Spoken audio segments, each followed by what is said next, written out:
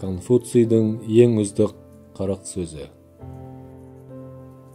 Білімге апарар үш жол, ақыл оймен апарар жол, ол асыл жол. Еліктеу жолы, ол ең жеңіл жол. Тәжірибемен апарар жол, ол ең ащы жол.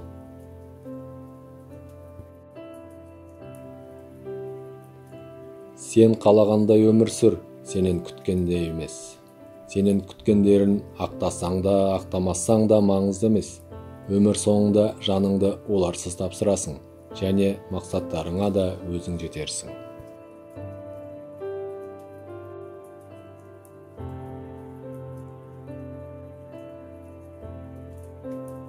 Өлімнің қандай екенін қайдан білесің, өмірдің қандай екенін білмей тұрып.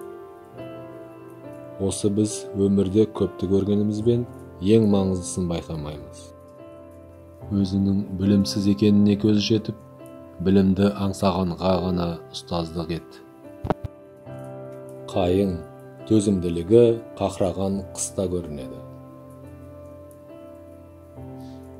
Сені соңынан ғайбаттаса, демек сен алдында жүріп бара жатырсың. Бақыт, ол өз ойыңды жеткізе алғанда. Үлкен бақыт, сені сүйгенде. Нағыз бақыт, сен сүйгенде. Ақыл кеңесті тамшылатып қабылдаймыз, есесіне шелектеп таратамыз.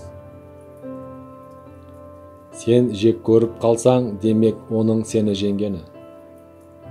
Кіші қағидалардың сақталмауы, үлкен істердің сақталмауы. Жаман әдеттеріңмен күресті бүгіннен баста, ертеңнен емес.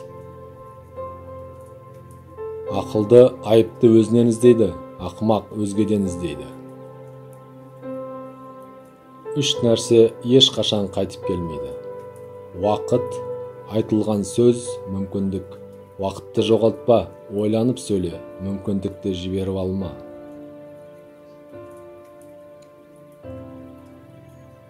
Жұмыстың көңіліңе жақынын таңда, сонда өміріңде бір күнде жұмыс істемейсің. Кішкене болса да сауапты іс істеуге тырысыңыз, сонда күнәлі іс істеуге шамаңыздың қалмағанын көресіз.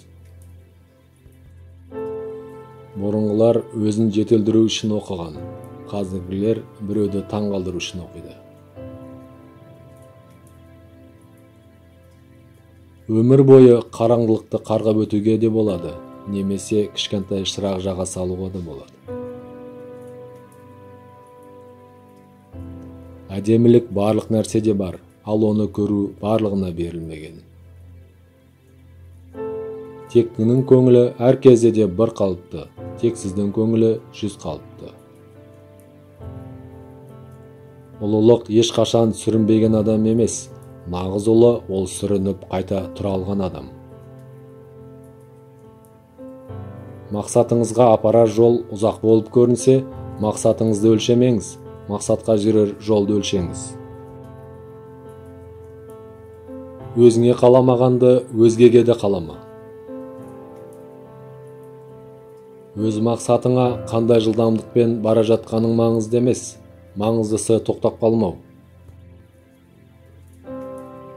Қошеметке лайықты ешқашан қателеспеген адам емес, қателесіп құлағанда қайта тұра алған адам.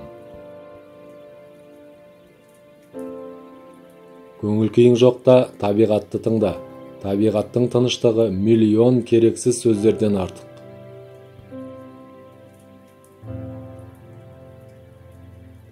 Бұрын адамдардың сөзін тыңдап, және ісіне сенер едім. Енді адамдардың сөзін тыңдап, және ісіне қараймын. Саған істеген жамандықтарды ұмыт, жақсылықтарды емес. Естігеніммен ұмытамын, көргеніммен есіме сақтаймын, тәжірибеммен түсінемін. Адам қателік жасап, оны түзетпесе, тағы да қателік жасады. Адамдар өмірдің келер шағын ойлап, осы шақта өмір сүруді ұмытады. Содан келер шақта да, осы шақта да өмір сүре алмайды. Өлмейтінде өмір сүріп, өлім келгенде ешқашан өмір сүрмегенін түсінеді. Бирөө сурапты, осы дұрыс па? Жамандыққа жақсылықпен жауап беру керек деп. Ұстаз айтыпты. Сонда жамандыққа немен жауап беру керек? Жамандыққа әділеттілікпен жауап беру керек. Жақсылыққа жақсылықпен.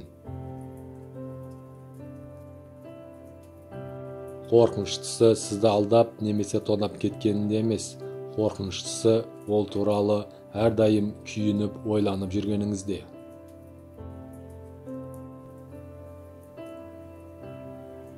Уәде берер алдында жақсылап ойлан. Уәде беру ол да қарыз. Жамандыққа налсаң екеселенеді, ал күліп қарасаң жойылады. Ақмақ қана өз өмірінде өз ойын өзгертпейді. Бағалы тасты сықаламасаң жалтырамайды.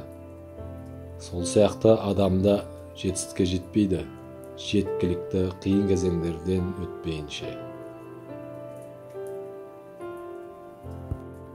Адамды бір рет тамақтандырамын десең, оған балық бер. Ал өмір бойы тамақтандырамын десең, балық аулауды үйрет. Өзгерістерден қорқудың қажеті жоқ. Әдетте олар ең керек кезде орын алады.